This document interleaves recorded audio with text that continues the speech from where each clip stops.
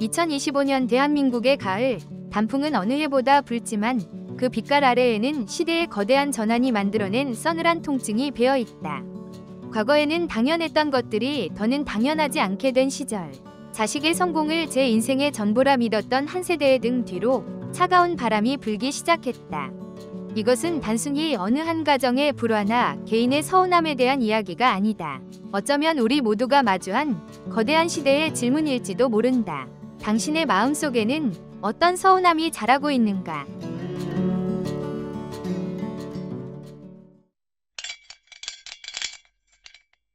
아이고, 영감님, 무슨 그런 섭섭한 말씀을 하세요?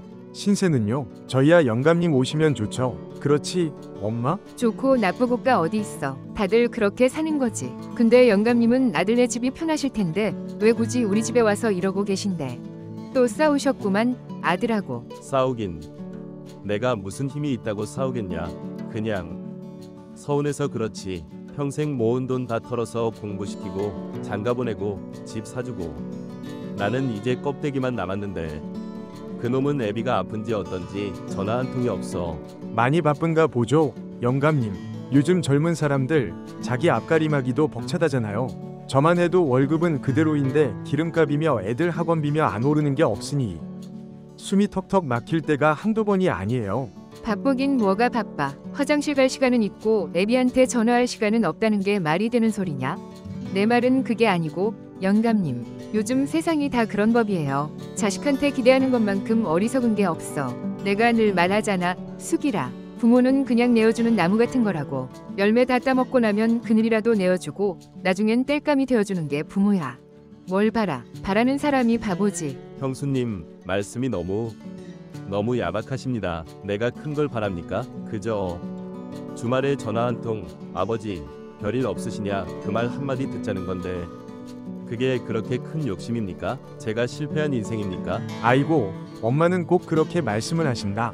영감님, 너무 속상해 마세요. 다들 사는 게 팍팍해서 마음의 여유가 없어서 그래요.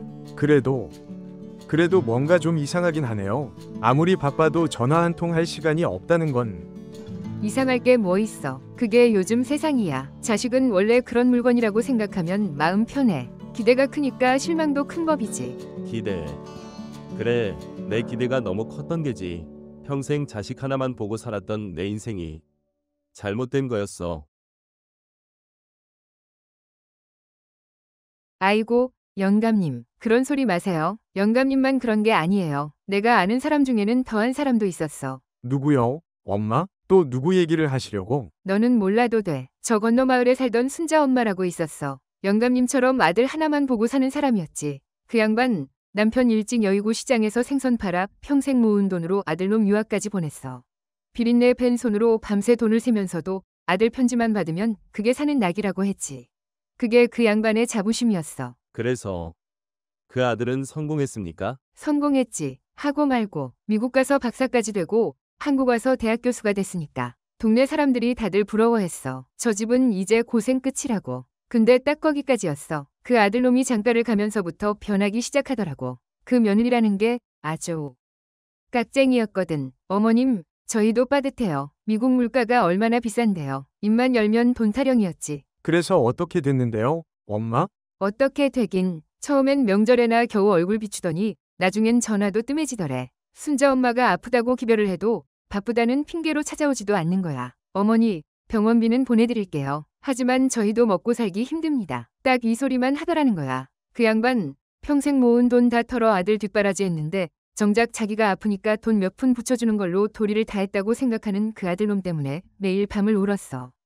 허, 남의 일 같지가 않구먼. 진짜 기가 막힌 건 그 다음이야. 그 양반이 치매 기운이 와서 요양원에 들어가게 됐는데 아들 내외가 딱 한 번 찾아오더래. 와서는 한다는 소리가 어머니, 이 요양원이 좀 낡긴 했어도 공기 좋고 조용해서 지내시기엔 나쁘지 않을 거예요. 저희가 매달 비용은 될 테니 걱정 마세요. 하고는 뒤도 안 돌아보고 가더라는 거야. 그게 마지막이었어. 정말요? 그 뒤로 한 번도 안 찾아왔어요?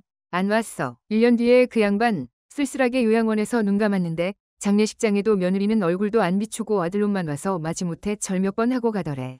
사람들이 다들 혀를 찼지. 저런 실패한 인생이 어디 있냐고. 평생 자식한테 빚만 잔뜩 지고 결국엔 버림받았다고. 그게 바로 감정적 파산이라는 거야. 영감님. 돈이 문제가 아니라고. 마음의 빚이 너무 쌓여서 자식들이 더는 갚을 엄두도 못 내고 도망가 버리는 거. 그게 제일 무서운 실패야. 경험의 무게는 때로 차가운 현실보다 더 무겁게 어깨를 짓누른다. 수길언니의 이야기는 단순한 과거의 회상이 아니라 김영감에게 닥칠지도 모를 미래의 예고편처럼 들렸다. 아, 실장님, 어서 오세요. 여기는 저희 어머니시고요. 이쪽은 저희 마을 어르신이신 김영감님이세요. 안녕하십니까? 박상준입니다. 말씀 많이 들었습니다. 어머님, 그리고 영감님. 상담사라고요? 뭘 상담해주러 왔는데? 늙은이들 서운한 마음도 상담으로 풀어지나? 물론입니다. 어머님, 때로는 마음의 병이 몸의 병보다 더 무서울 때가 있으니까요. 영감님, 제가 오면서 몇 가지 자료를 좀 찾아봤습니다. 혹시 우리나라 국민연금 평균 수령액이 2025년 기준으로 얼마쯤 되는지 아십니까? 글쎄, 먹고 살 만큼은 안 된다는 소리만 들었지. 월 평균 약 64만 원입니다. 64만 원. 아이고, 그걸로 한 달을 어떻게 살아. 박 실장님, 현실을 너무 모르시는 거 아니에요? 그 돈이면 관리비 내고 쌀 한 가마니 사고 병원 한두 번 가면 그냥 없어지는 돈이야. 그걸 데이터라고 지금 우리한테 들이미는 거예요? 네, 어머님. 바로 그 점을 말씀드리고 싶었습니다. 그 숫자가 바로 지금 시니어 세대가 마주한 냉혹한 현실입니다. 개인의 노력이나 자녀의 효심만으로는 도저히 메울 수 없는 구조적인 문제라는 뜻입니다. 정말 그렇게 빠듯한가요? 저는 그래도 어느 정도는 되시는 줄 알았는데. 수길 씨, 혹시 노인 일자리 사업에 참여하시는 어르신들 급여는 얼마인지 아십니까? 공익활동형 기준으로 월 30만 원 수준입니다. 부족한 연금을 보충하려 해도 손에 쥘 수 있는 돈이 생존에 턱없이 부족하다는 뜻이죠. 이것이 바로 영감님께서 느끼시는 서운함의 근본적인 배경입니다. 자녀의 무관심 이전에 국가의 불충분한 복지 시스템이라는 더 큰 문제가 있는 겁니다. 구조적인 문제라. 나는 그냥 내 자식한테 서운한 것뿐인데 그게 그렇게 복잡한 문제였단 말인가? 아이고, 박 실장님. 답답한 소리 좀 그만하세요. 구조가 어떻고 시스템이 어떻고. 그런 어려운 말은 나 같은 무식한 늙은이는 몰라요. 내가 아는 건 딱 하나야. 자식이 부모한테 전화 한 통 하는데 돈이 들어, 쌀이 들어. 마음만 있으면 되는 거 아니에요? 방금 박 실장님께서 말씀하신 건 마음이 없어도 괜찮다는 핑계로나 들리네요. 제 귀에는. 어머님, 오해하셨습니다. 마음이 필요 없다는 뜻이 아닙니다. 다만 그 마음을 표현하기조차 어려운 현실적인 벽이 있다는 걸 말씀드리는 겁니다. 혹시 건강보험료율이 계속 오르는 건 알고 계십니까? 자녀 세대는 이미 세금과 사회보험료 형태로 부모 세대를 위한 사회적 비용을 상당 부분 지불하고 있습니다. 세금? 그까짓 세금 몇 푼 내는 게 부모 봉양하고 같은 건가? 내가 우리 수길이 키울 때 얘는 세금으로 컸어? 내 피, 내 땀으로 키웠지. 박 실장님, 아까부터 자꾸 데이터 하시는데 그 차가운 숫자가 사람 마음을 압니까? 자식이 부모한테 느끼는 미안함, 고마움, 그런 건 숫자로 계산이 안 되는 거예요. 어머님 말씀도 일리가 있습니다. 하지만 그 감정적인 부채감이 오히려 관계를 망가뜨리는 원인이 되기도 합니다. 저희 연구소 리포트에 따르면 전통적 효가치관에 기반한 부양 기대와 자녀 세대가 직면한 사회경제적 현실 사이의 극심한 괴리가 세대 갈등의 핵심 원인으로 지목되었습니다. 다시 말해, 어머님 세대는 마음만 있으면 된다고 믿지만 자녀 세대는 그 마음을 실천할 현실적 여력이 소진된 상태라는 겁니다. 여력? 그럼 우리 때는 여력이 있어서 자식들한테 모든 걸 다 바쳤나? 아니지. 먹을 거 안 먹고, 입을 거 안 입고, 평생 모은 돈 다 쏟아부었어. 그건 여력이 있어서가 아니라 그게 부모의 도리라고 믿었기 때문이야. 근데 요즘 것들은 자기들 살기 바쁘다고 그 도리를 잊어버렸어. 박 실장님, 바로 그게 문제의 핵심 아니에요? 엄마, 실장님, 두 분 다 그만 좀 하세요. 영감님 앞에서 이게 무슨... 어머님, 방금 도리라고 하셨는데 그 도리의 무게를 자녀 세대는 감당할 수가 없습니다. 시니어라이프 통합 DB를 보면 은행 평균 대출 금리 상승세가 뚜렷합니다. 지금 청년들은 천정부지로 솟은 집값과 대출 이자에 짓눌려 있습니다. 이건 마음의 문제가 아니라 생존의 문제입니다. 가뭄으로 말라버린 우물에서 물이 솟아나길 기다리는 것과 같습니다. 그러니까 내 말이 그 말이잖아. 그렇게 힘들게 사는 자식들한테 부모가 돼서 어떻게 돈 얘기를 꺼내. 그러니까 더더욱 마음이라도 써야 한다는 거 아니야. 내 말은 전화 한 통, 주말에 얼굴 한번 비추는 게 그렇게 힘든 일이냐고. 박 실장님, 나는 지금 돈 얘기하는 게 아니에요. 마음 얘기를 하는 거라고. 마음.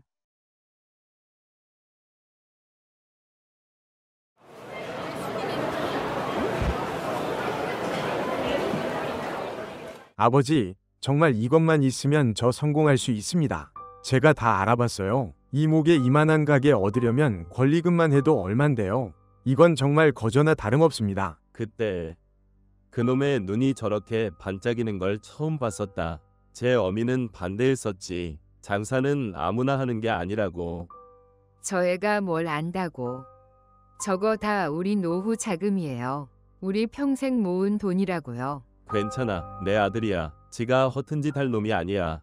그리고 저놈이 저렇게 하고 싶다는데 애비가 돼서 어떻게 날개를 꺾어. 아버지, 믿어주세요. 이 가게만 차리면 제가 아버지, 어머니 평생 호강시켜 드릴게요. 제가 반드시 성공해서 이 빚 꼭 갚겠습니다. 호강, 빚. 그래, 그 말만 믿었다. 통장을 깨고 어미 몰래 모아뒀던 쌈짓돈까지 다 털어서 내 평생 모은 돈을 그놈 손에 쥐어줬지. 그게 모든 실패의 시작이었어.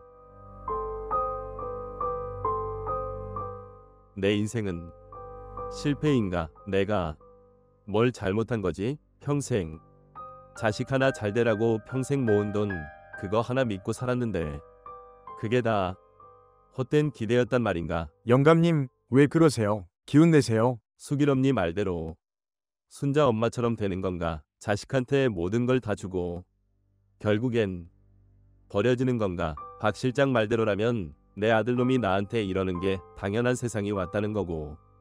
그럼 나는 이제 어디에 기대서 살아야 하나? 내 서운함은 아무도 알아주지 않는 늙은이의 투정일 뿐이었나? 빚만 잔뜩 남은 내 인생.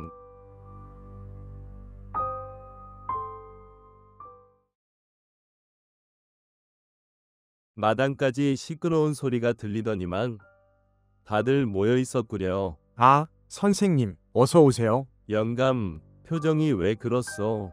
무슨 큰일이라도 있는 게요? 선생님, 어서 오세요. 별일은요?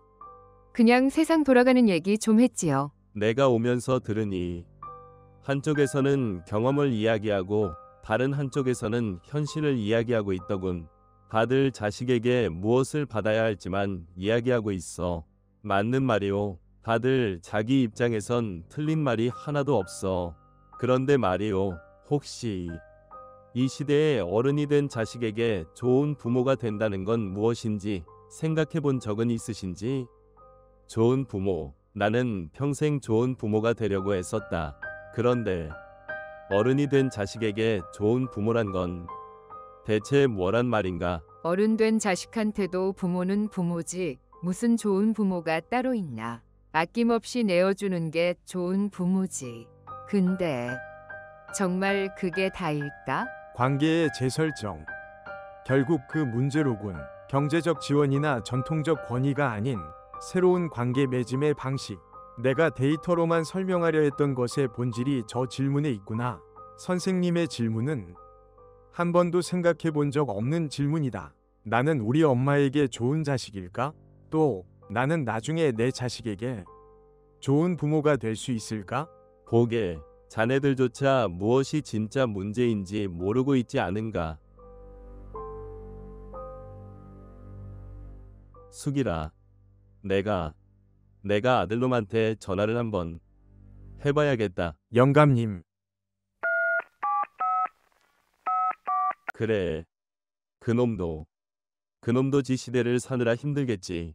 내가 내 서운함만 생각했지. 그놈의 힘든 건 미처 헤아리지 못했어. 백 선생님 말씀대로 내가 좋은 부모였는지 다시 생각해봐야겠어. 이것은 나의 실패가 아니라 그냥 시대가 변한 것이겠지. 말이야 쉽지. 전화한다고 아들놈이 갑자기 효자가 된답니까? 네, 어머님, 쉽지 않을 겁니다. 하지만 그 전화 한 통이 백 선생님께서 말씀하신 관계 재설정이 시작이 될 수는 있습니다.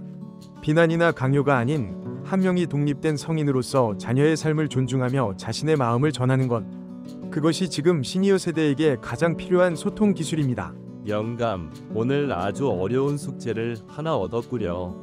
하지만 그 숙제를 풀어야만 남은 인생을 서운함이 아닌 평온함으로 채울 수 있을게요.